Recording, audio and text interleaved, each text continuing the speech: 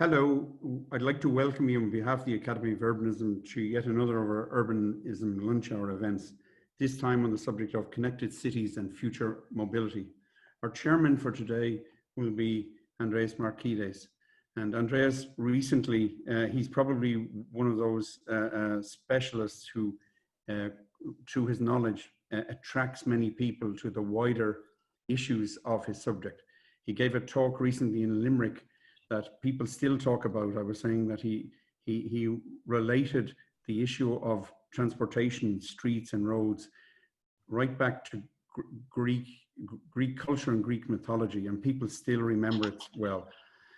The other thing I'd like to say before we begin is that the Academy, as you know, has moved to a digital platform as a result of the COVID-19 lockdown.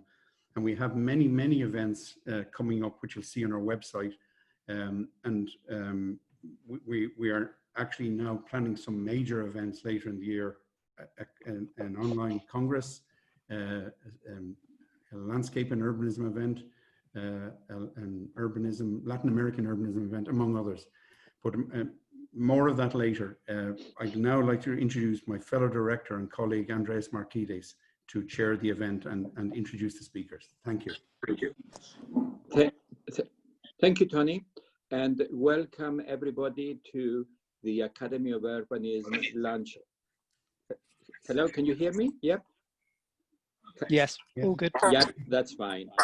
Hello, everybody. As Tony said, my name is Andreas Marquides, and I've been a member of the Academy ever since its inception. It's probably one of the best things I've done. As a transport planner, I've had to learn many things from my fellow academicians, including creating better places and better cities. And this is going to be the subject of today's talk. And before I introduce the two speakers, I'd like to say that I used to work for Colin Buchanan and Partners. Sir Colin Buchanan wrote Traffic in Towns in the early 60s and introduced the subject of traffic and how that affects city building. And I will always remember a graph that was contained in his book, which shows the inverse relationship between car accessibility and the environment. The more accessibility we give to the car, the less quality to the environment. And that's something that all of us, transport planners, engineers, and architects are always having to find the correct balance for the environment we want to create. I should say, actually, before I go on to introduce the first speaker, make a few housekeeping points. The first one, I just wanted to let everybody know that this session is being recorded, and I wanted to make all of you aware of that. There's also a chat button that you will all be familiar with. The idea is that there will be a presentation for about 10 minutes from the first speaker, and then we will have questions. During the presentation, can I ask you please to use the chat button to put your questions so that I can then record them, and then we can refer to them at the end of the presentation. So don't be shy, please use the chat button during the speaker's presentation, and that will give us the subject of discussion after each of the two presentations. Finally, can I ask you all please to turn off the cameras and to mute yourselves, just to make the recording much easier. If during the question and answer session you are invited to ask your own question, obviously, please remember to unmute yourselves. Okay, without further ado, I'm now very pleased to introduce our first speaker, who is Kevin Roeton, a town planner in WSP's Future Mobility team. Kevin is currently working with Transport for West Midlands on delivering the first testbed for connected and autonomous vehicles. I don't know about you, but I've always wondered what the difference is between connected and autonomous vehicles. I'm sure that Kevin is going to reveal all in his presentation. So over to you, Kevin. Thank you, Andreas. A very warm welcome to everyone. Can everyone see my slides? Not yet. Not yet, no. Okay. Go back.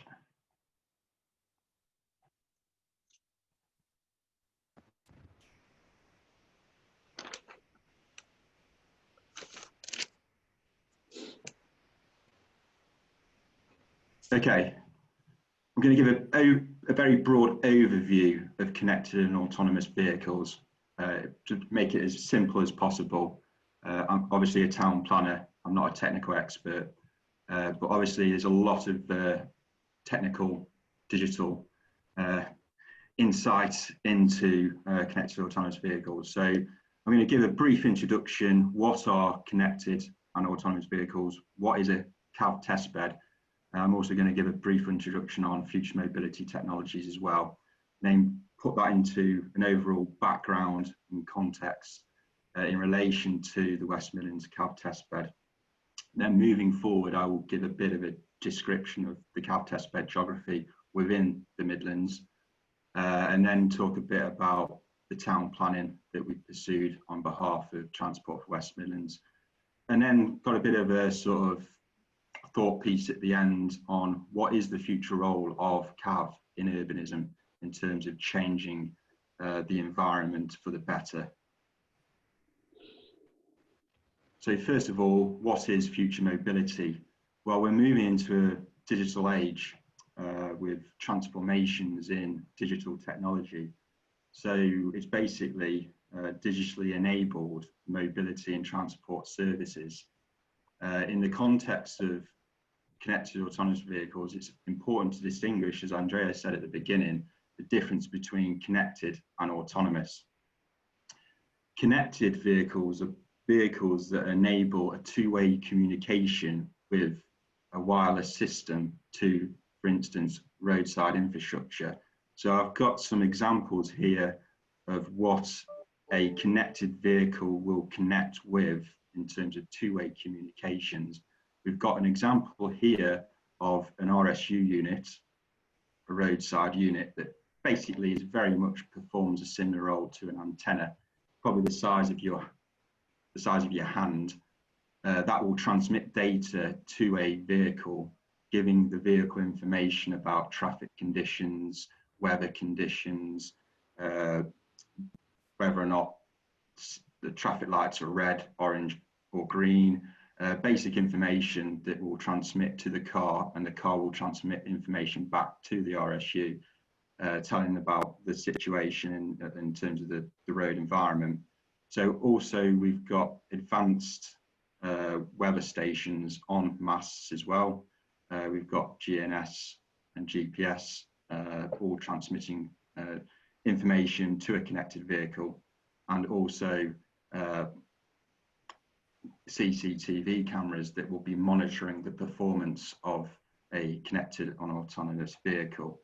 So in terms of what an autonomous vehicle is, then that pretty much is a vehicle that can drive on it and by itself. So it's self-autonomous and it's self-driving, which is communicating information between cars as well as roadside infrastructure. And then we move forward into what is a CAV testbed. And a testbed is basically an environment that allows managed interaction between connected and autonomous vehicles situated among live road users. And I think that's an important distinction. Obviously, a lot of testing to date on CAV has been off-site. It's now moving forward and testing such technologies on live roads. So the whole concept of future mobility and the whole agenda is very well described in a recent government publication called Future of Mobility Urban Strategy, and it's well worth a read if you get a chance to do so. So why the West Midlands? The West Midlands is recognised by manufacturers around the world as one of the very best places to test and develop CAV technology. It is a research and development hub. The aim, as Andrew Street, the Mayor of the West Midlands Combined Authority, has stated, is to create a cluster effect with manufacturers setting up their operations in order to be close to the facilities and expertise on offer. Obviously, in the Midlands, we've got numerous universities, including Warwick, Coventry and Loughborough, who all have R&D and research into CAV technologies, and also businesses like Jaguar Land Rover and Myra, where there's a research and development testing facility in Nuneaton that tests this type of technology off-site, but it's all about bringing it on live roads and testing it in live situations. So the Midlands has got a proud history in advanced auto industry. I think Coventry was once described as the Motor City. It's obviously, we're moving forward in the post-industrial era, and this whole concept of the Midlands engine as well has got the government support. So there's a mixture of industry, government support, and also expertise in research and development on CAVs. So the West Midlands CAV testbed comprises of a Midlands Future Mobility Consortium, which is a group of organisations and bodies, including the University of Warwick, the Wireless Infrastructure Group, Myra, the Testing Advanced Research and Development Testing Facility in Addlestone, and also Coventry University. So there's a whole plethora of organisations that make up the Midlands Future Mobility Consortium, which has got Innovate UK funding. So turning to the actual CAV testbed in the West Midlands, WSP have been involved in its design, working closely with the main delivery partner, Transport for West Midlands.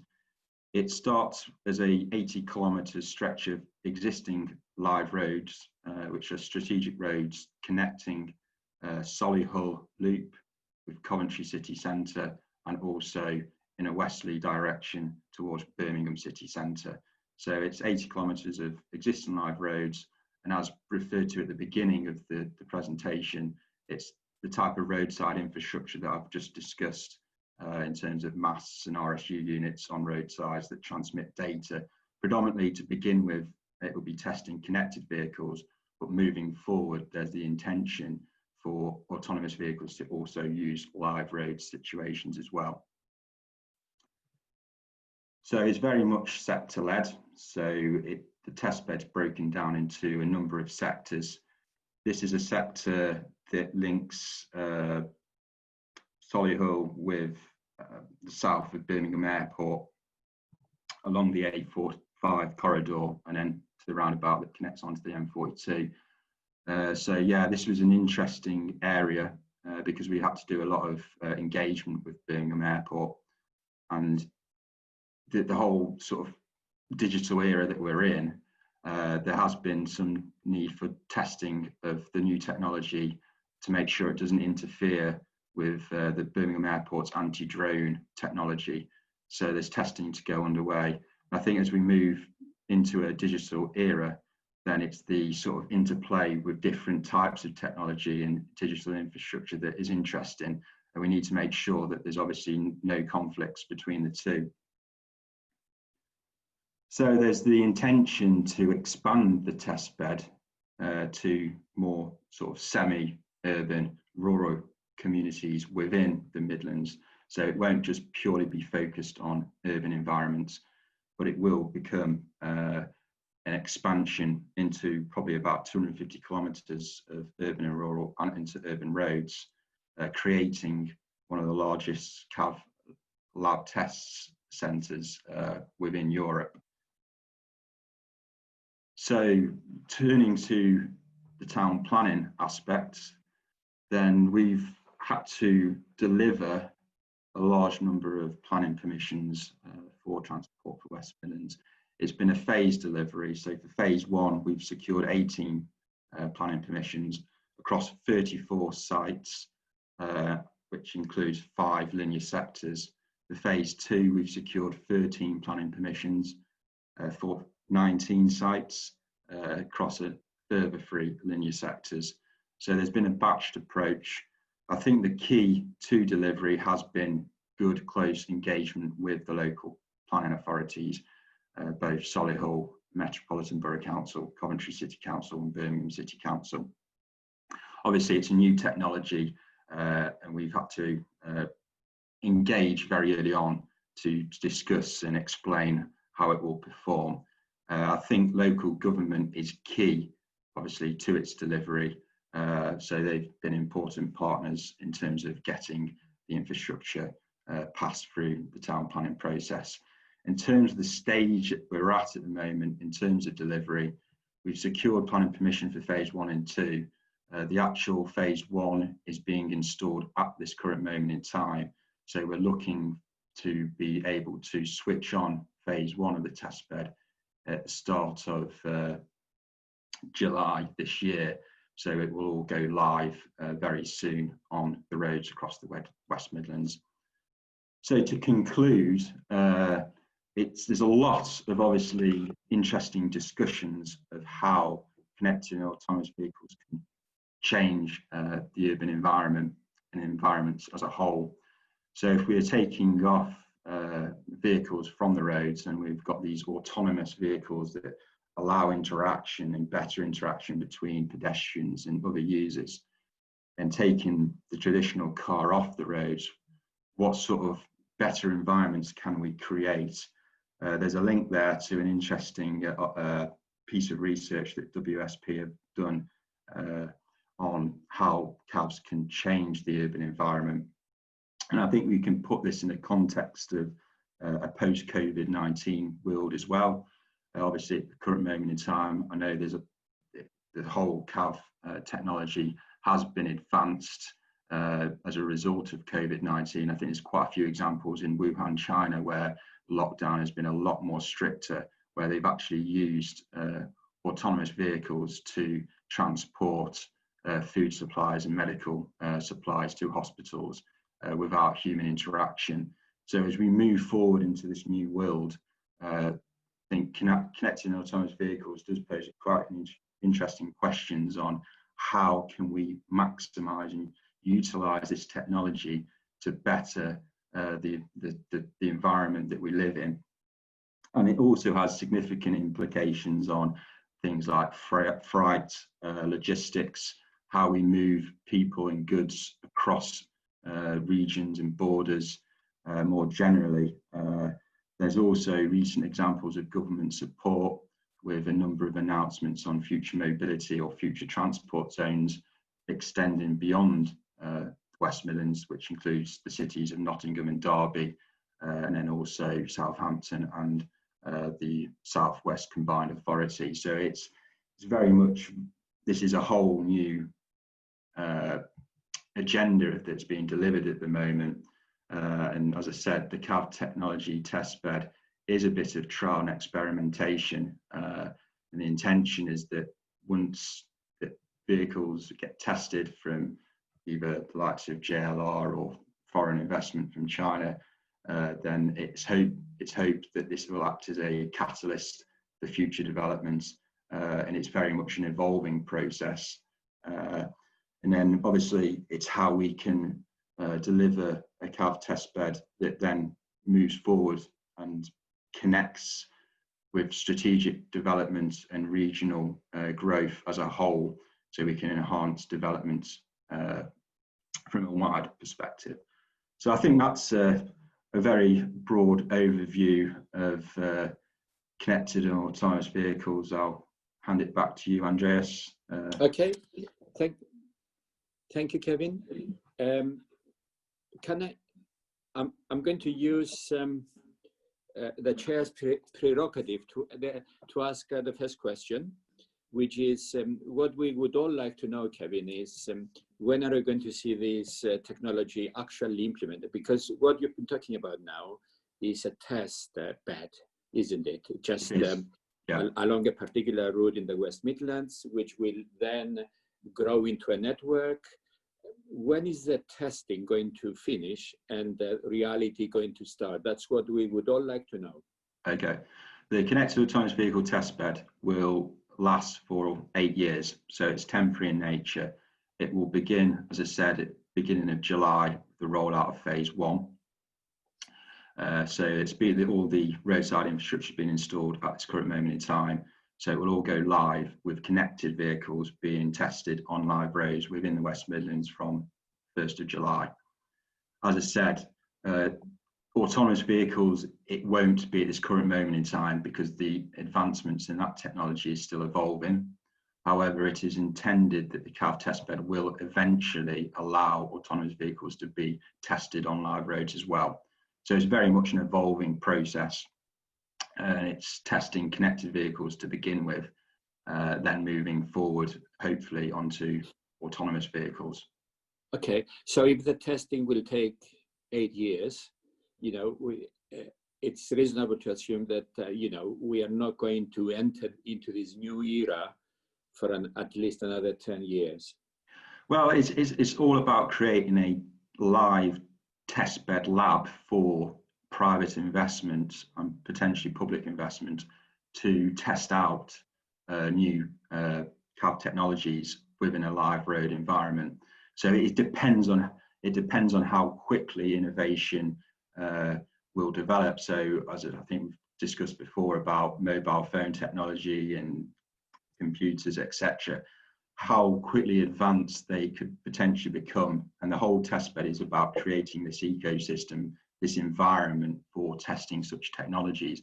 So hopefully by getting this testbed in place, it will sort of catalyze and mobilize a lot more advancements in technologies at a lot quicker pace. Okay, we are beginning to get lots of questions now, one of which brings us back really to the purpose of the Academy and, you know, our keen interest in promoting better placemaking, etc. So how do you think this technology will affect the future cities? I think it will have a profound effect. I think digital infrastructure as a whole will change cities, hopefully for the better.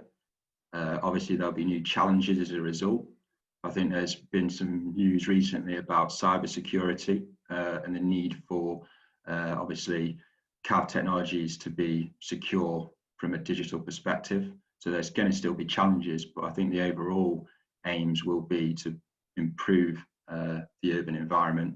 So improve safety, improve sort of performance of vehicles, so there's less emissions being emitted. And also, as a result of this sort of reduction in the sort of so-called traditional petrol vehicle, then the environment should improve to the extent where we can obviously widen streets, sort of close off streets for sort of traditional vehicles, and which will allow much more safer and friendlier connected and autonomous vehicles to interact with cyclists and pedestrians to the extent that obviously we can improve the public realm, so it's a lot less sort of congested from a sort of safety perspective. Okay, can I bring in some of the questionnaires now? Stephen, I don't know if you are able to unmute Stephen B, who has a question about human interaction. Yes, thank you. Well, my question was that Kevin's explained what the project is and what autonomous and connected vehicles are, but I'm still struggling with what problem they are seeking to overcome and what improvements they're likely to make.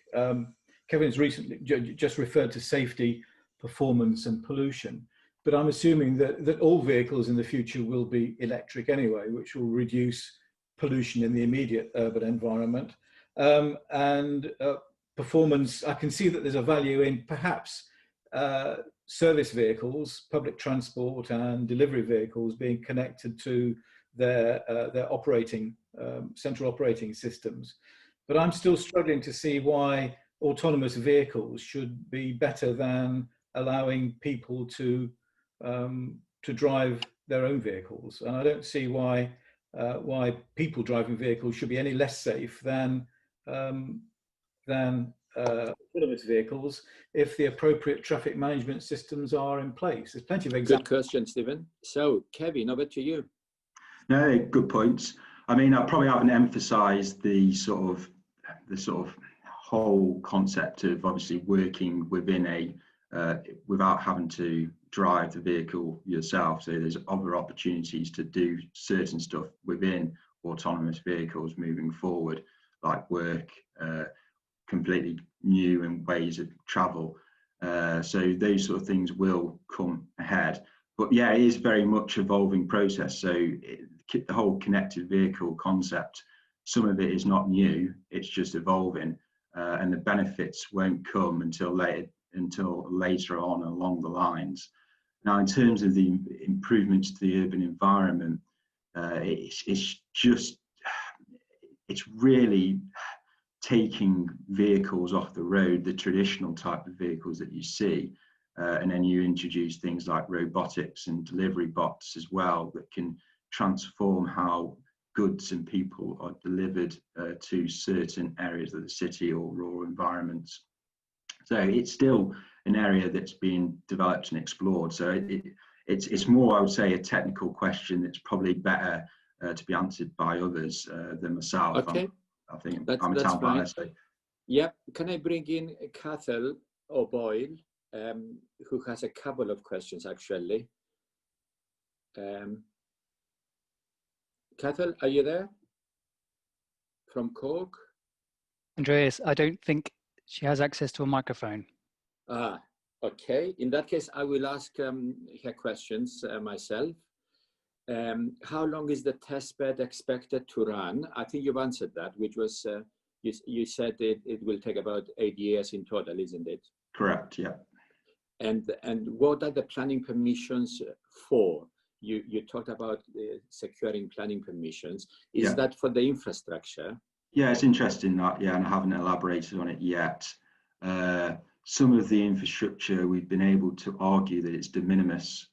So obviously different local authorities come with different views on permitted development, but we've managed to argue some of the apparatus on their own is actually de minimis. They're very small antennas, therefore we dismissed it as being permitted development. However, the problem we've experienced is that Transport for West Midlands haven't got sort of statutory powers or statutory undertaker powers like many others that deliver this type of infrastructure, like Highways England, for instance. So we have had to go through the route of getting planning permission. So we've had to get planning permission for the roadside cabinets, the new masts with the apparatus on, like the RSU units, the CCTV cameras, and the high-tech weather station monitoring equipment. So there's been a large number of applications that we've submitted. We've done them on an individual basis and dealt with them on an individual basis as well. So it hasn't been a strategic submission, it's been an individual site-based submission. Okay, thank you. Can I bring in Stephanos Smith? Stephanos Smith, who has quite a long question, but some of the points that he raises have been covered by others so far. But can we unmute, please, Stephanos Smith? No? Okay. Oh. Yeah. Okay. Would you like to ask your question, please? Yep. Please fire away. Yes, thanks very much, Andreas, and thank you, Kevin, for a very informative, thought-provoking presentation. My question picks up on some of the earlier questions. That artist impression that you had on your slide didn't generate particular, from my perspective, a great place to kind of move or operate in. There seemed to be a lot of conflict and chaos between the pedestrians, cyclists, CAV, etc. It seemed very chaotic. And my question is, what was the Academy did we have the opportunity to participate in the consultation process around place and the impact of CAV on place? I think some other questionnaire has raised the issue of possible segregation between uses. And one principle might be the separation of CAV, creating CAV corridors, and then a more appropriate pedestrian human scale type of environment in another location. Yeah, yeah, Kevin. Sorry, that's a good point. I mean, the separation between CAV technologies and the environment and other users is still to be confirmed. So there may well need to be barriers in place to stop CAV vehicles sort of interacting with pedestrians. It's obviously subject to testing and further experimentation. So yeah, it's probably maybe will be a bit misleading in terms of actually what the actual future environment could look at, but it just posed the question of how will CAV change the urban environment for the better or worse. So yeah, you're correct. There is still going to be a need for further testing, and there may need to be separation between CAV and pedestrians and cyclists as a whole. So how that will transform the urban environment is an interesting thought. Okay, Kevin, there are loads more questions, but we need to move on soon. I'm going to bring in one last questionnaire, which is Esier Abaunza from Bilbao City Council. So if Esier would like to ask. Hello, morning. Hi. Hello. I think that it's very interesting, the discussion about the new technologies and connected and autonomous vehicles. But I think that for urban planners and when we are talking about the public space inside the cities, the most important point is to remove the private car from the streets. Because one point is the security of the driving cars, and of course, the pollution that the traditional cars produce in the cities. But I think most important is that the public space in the built streets is reduced. In most of the European cities, the streets are very narrow. And so it doesn't care if the car is driven by people or automatically managed. The problem is that we don't have a space for all the users of the street. So I think that it could be an interesting technology for metropolitan areas, but probably not so much for urban streets. I think it's more important the increase of the public transport system, or to enhance the walking paths and the cycling ways inside the city more than the autonomous car. How do you see this point? I mean, isn't it more important to increase the use of the public transport more than the autonomous vehicle? Okay, I'll give you the opportunity to respond to that, Kevin, because and then move on to the next speaker, because your question is actually very relevant to the next presentation. So, Kevin, do you have anything to say to that before we move on? No, it's an interesting point. I mean, it all enters into this debate about CAV and urbanism as a whole. How do we adapt the urban street environment for CAVs, or do we adapt CAVs to the street environment, and then to what extent does CAV be used in a form of public transport or not? There's loads of questions there that will, that need to be debated and brought to the fore and discussed. And yeah, hopefully this presentation and the questions people have asked will mean that type of discussions will be had going forward. Okay, thank you very much, Kevin. Fascinating. As you can see, your presentation raised many questions. There's probably some skepticism about, your technology, but I'm sure you will prove all of us wrong in the future. I'm going to move on to the next presentation. As I said at the beginning, the Academy is interested in creating better places and city making. And one way that we might attempt to do that is through technology, as Kevin has illustrated. there is another way, and that's the way that our next speaker will speak about. Brian Love, who is an architect and a fellow of the Royal Society of Arts. He is also director of Love Architecture and CEO of Connected Cities.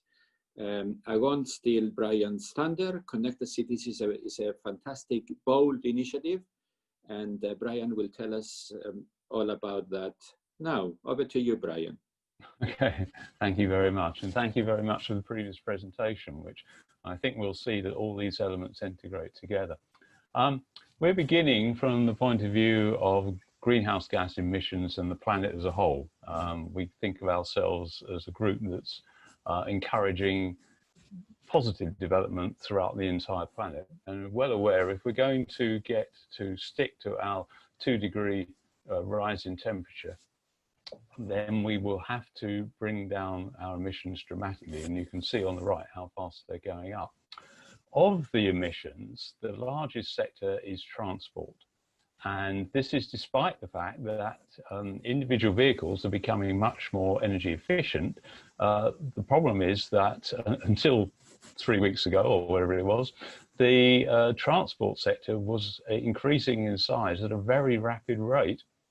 And the Department of Transport just predicted as a norm that growth could be up to 51% by 2050, and that congestion itself would increase by up to 16%. And this is just on a normal growth pattern they're predicting.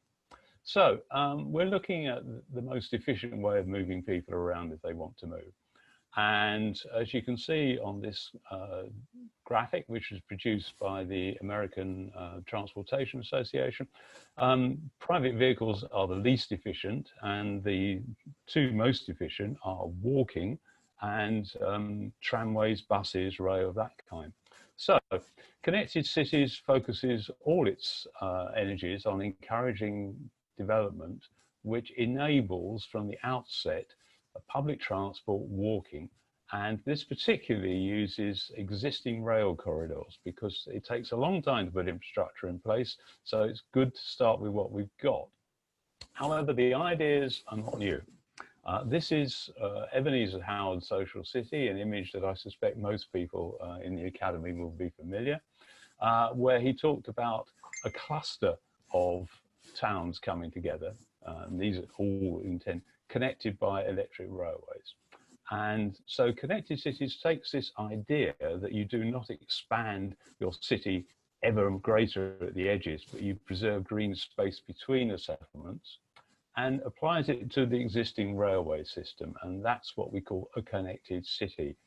So a connected city is a cluster of towns which are already linked by a railway network. And within them, we focus development on the so-called PED sheds, the 1 kilometre circles around the railway stations. In this diagram, the black circles represent existing stations, the green circles represent potential new stations. And this group of towns functions together as a connected city, and it plans the growth and expansion of the area as a group. It's a voluntary process, it's not enforced, but it offers individually great advantages. There's always a hub town, and the maximum extent of a connected city is 15 minutes travel time from that hub town. And within these PED sheds, the focus is public realm, walking, cycling, active travel, safety. And so a series of principles about how PED sheds should work. First of all, walking and cycling infrastructure is at its focus. The red line here represents the railway. The station is at the centre. Obviously, one has to preserve everything that is worth preserving. And so the first analysis of any development within these is to conserve what is important. The second is to ensure that there's blue and green infrastructure there. So the intention is that there should always be, as far as possible, green and blue brought right to the core of the PED shed. Public transportation and vehicle routes avoid the centre of the PED shed in the area immediately around the railway station, which is, that centre is the core where you have retail, education, all that kind of centre. Around that is a mixed use zone, which is pedestrian priority. Those service vehicles will be allowed into it, obviously, for disposing of refuse and things of that kind. The employment uses act as a buffer. They're either side of the railway, because inevitably there's always going to be a railway line running through the middle of this. And the housing is, or family housing anyway, is in a series of villages which are around the core, but which are all connected to the resources and the access that the core provides. But in addition, we accept the fact, obviously, there has to be community facilities, dentists, churches, things of that kind, local shopping, and they will be on the main vehicle route around the headshed. So if you put all these elements together, you end up with a diagram that looks as like the one on the screen we have here. And these ped sheds accommodate approximately 30,000 people. Now, that happens to be almost exactly the size and the capacity of Howard's Garden City. So it offers a way forward for providing a way of dealing with the enormous growth which is actually predicted for the UK population. The Office of National Statistics median growth is that by 2051 there'll be 80 million of us, and by 2081 90 million. The high growth factors are significantly above this. So we have a lot of people that have to go somewhere in the future. We already have a shortage of housing. By 2050, that could be 18 million people who need to be housed. By 2080, 21 million people. This is in addition to the population we already have. And to put this in context, if you're to house 21 million people in 30,000 population new green towns or new garden cities, you require 700 of them, which on the face of it seems like an impossible demand of the country. However, it is well within the capacity of what can be shown. So this is an example of a real connected city. It's based, in fact, on Stevenage and Hitchin, and indeed Letchworth is in the top right-hand corner. And the growth that's predicted here is that there should be growth within the towns, but only in the 1 kilometre around the railway station. That's the gold circles. And the green circles represent new railway stations with new growth around them. And so there's no growth at the edges of the towns. Everything is accessible by transport. Everything encourages active travel. So a simple example of how this works. Here we have what we call a town growth zone. It's around the existing station in Hitchin. Hitchin already has a town centre. It's about 500 yards from the railway station. What we propose is that that should be linked by a mixed-use space and a pedestrian priority zone, which will link into what will become the growth area around the railway station, which right now has actually quite a lot of land around it, which isn't very intensively used. The next opportunity is to have new stations still connected to the town, but at the point where the railway leaves the existing town. So this then gives you an area of presently undeveloped, to which you apply all of the Pedshare principles. But it also makes the town better serviced for public transport because the town now has an additional railway station. The third option is to have a completely new standing settlement, which isn't connected to any existing settlements, except by the railway. And here is an example of one that would be on a greenfield site, as it were. So applying all of this to, for example, the Oxford Milton Keynes corridor, you get a series of connected cities linked by, in this case, existing railway stations, apart from the fact that when we did it, we assumed that the East-West Railway would actually be in place, and that's the dotted red line.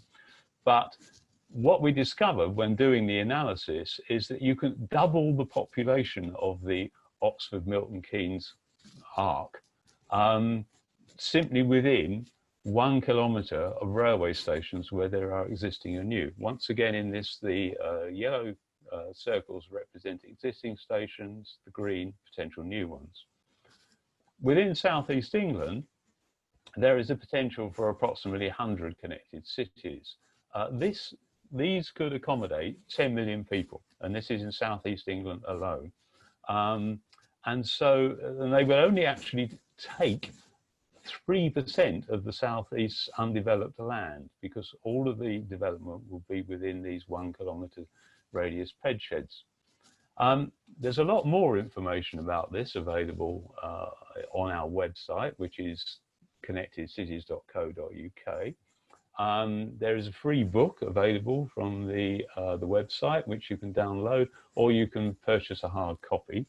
But if you're searching for this via Google, we would ask you to type in connected cities as all one word, in which case we turn up near the top of the searches. If you type in connected cities as 2 words, we end up on about page 12. But as I say, all this information is free. We are in the present running a series of online seminars about metroisation of the railways, because metroisation is a phrase that came within the railway industry. They're looking to use new technology to run much more frequent services on the existing railways. And so we are running a series of case study online seminars between now and October, looking at existing proposals for developing around rail stations and existing proposals for opening new lines and increasing frequency on existing lines. All of those are free. At the end of it, we will be having in October a real physical conference, assuming that circumstances permit, at which the chairman of Network Rail, Sir Peter Hendy, will be the keynote speaker, and that everybody is also invited. So at this point, I will stop the share, and over to you, Andreas.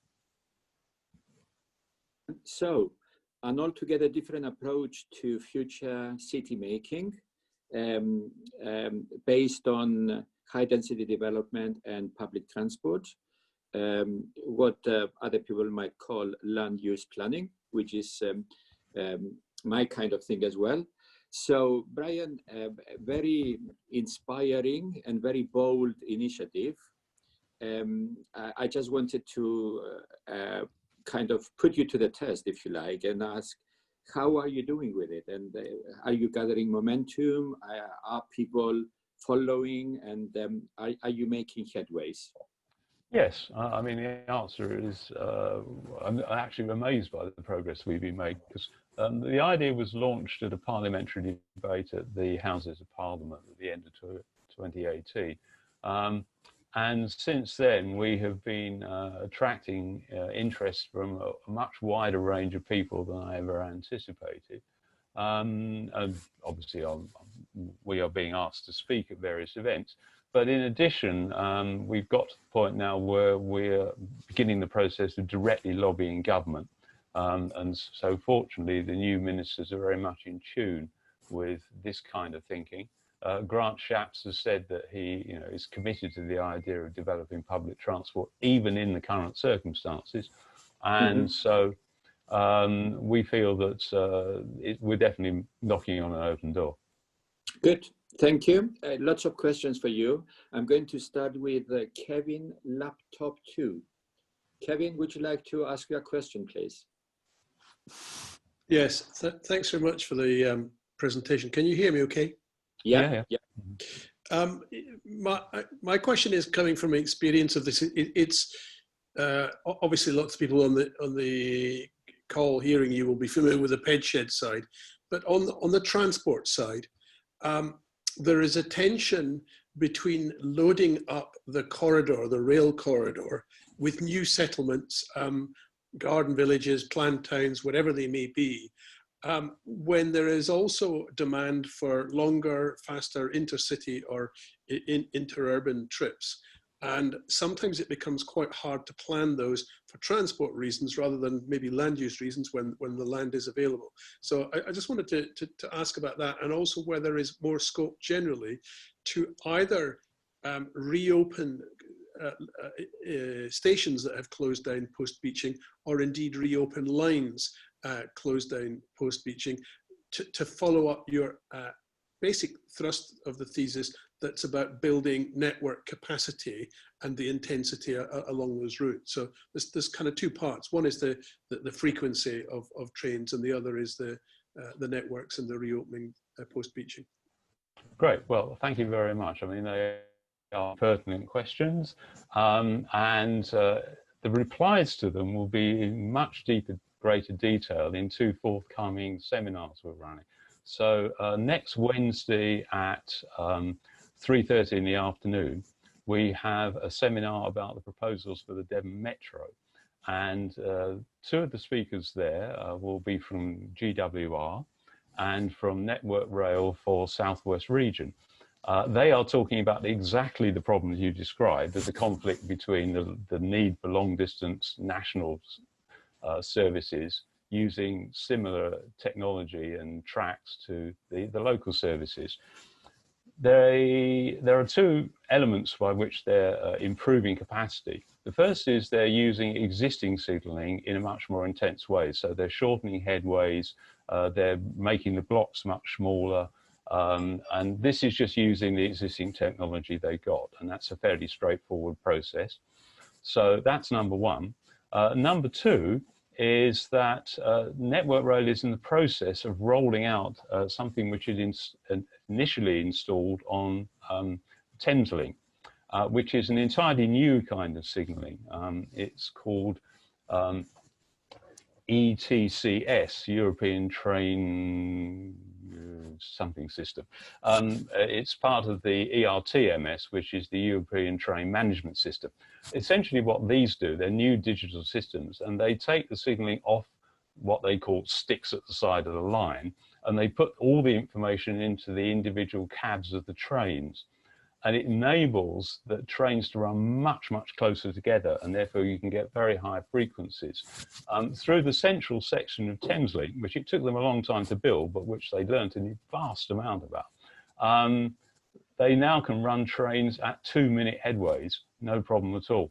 So that really is a metro service. It's as good as any underground anywhere. And they, having learnt painfully, but very successfully on the Thameslink program, they are now in the process of rolling out this technology across the entire network. So as time rolls on, this new technology will naturally come in and automatically solve most of those problems. Okay. As regards the opening of other stations and lines, the seminar that we're holding in June on Wednesday the 27th is about the reopening of the Northumberland line in northeast England, which will be happening, everybody seems to be assuming, in the next year or 2, because that's been well advanced. The Minister has approved it, Network Rail have accepted it, and so we are getting all of the key players there together to hold a seminar on a Wednesday afternoon. As I say, I think it's the 20th. Thank you, Brian. I'm just going to hurry along a bit because there's lots more questions. Can I go to Roger Smith now? I don't know if you Roger, is it a question or a point you're making? Sorry, can you hear me? Yep.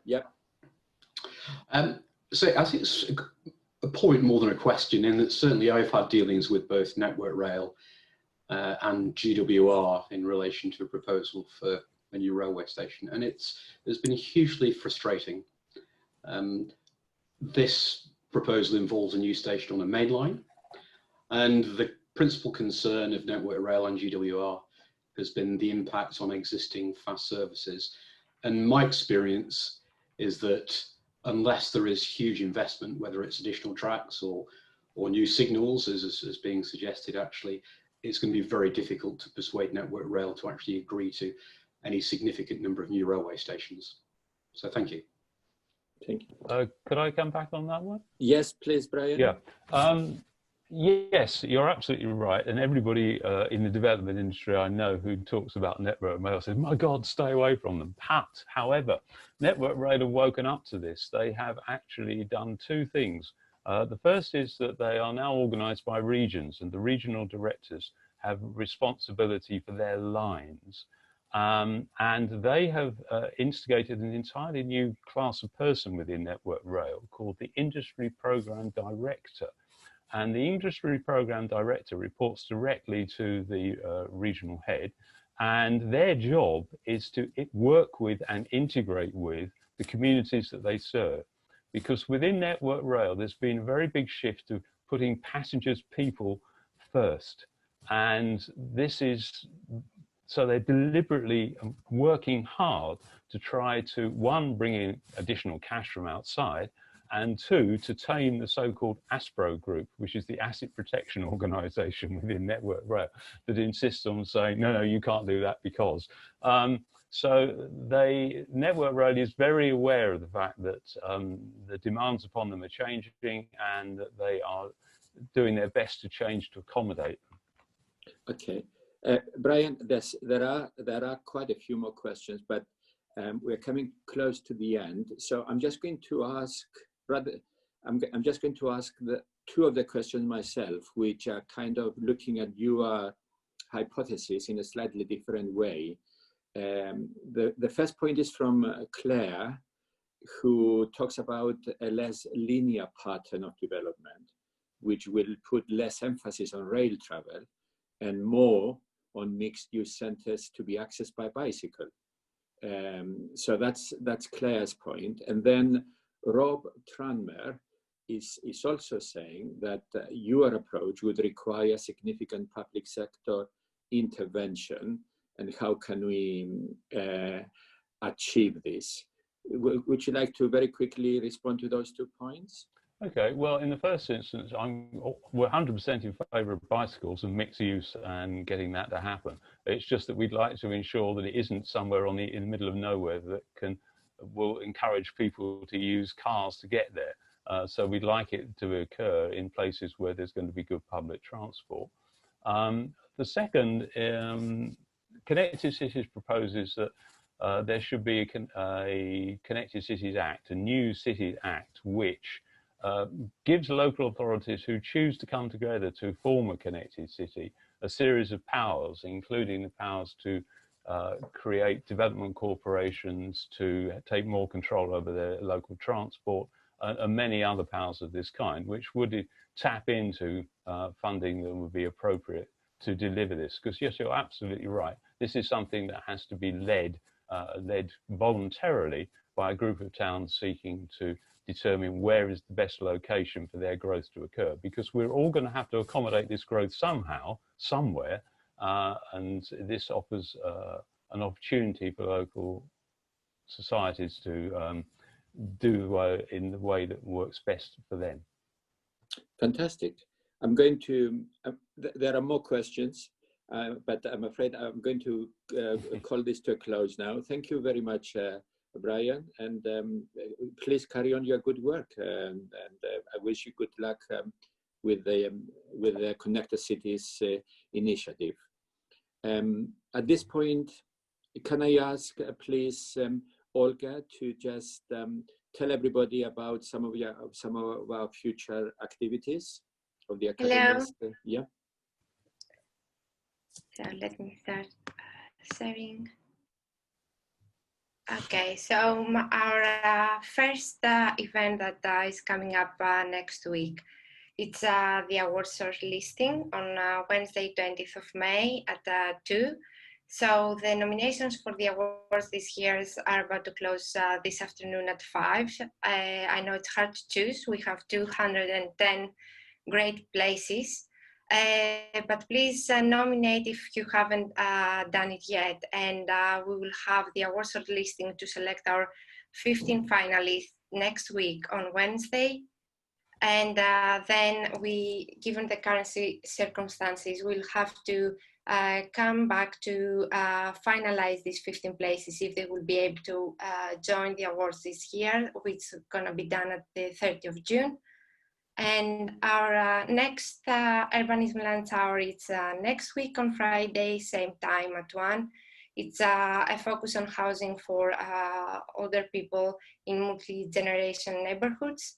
The speaker is Liz Longard and Ian Spiron, and they will try to give and start a discussion about how innovation can bring life in years for older people in multi-generational neighborhoods. We have our coffee mornings now that they are in Scotland for 2 months now. We have it every Tuesday at 11 o'clock. So if you want to join the Scotland coffee mornings, please get in touch with Rachel at AOU Scotland at academy.org.uk. And we have more activities coming up for the next couple of months. So please visit the Academy website to see what events you would like to attend, or if you want to learn more about how you can join the Academy. So this is it. Thank you, Olga. Yeah, thank and you. can I thank our two speakers again? It's been a fantastic and very scintillating 1 hour. I hope everybody's enjoyed it. Thank you also to Olga and Stephen for organizing the event. I certainly would not have managed the technology without them. And can I also thank everybody who's taken part? We couldn't do it without you. And that's the way the Academy works, through joint discussion and learning from each other. I hope you've enjoyed the session, and can I wish you a good afternoon and a good and safe weekend. Thank you.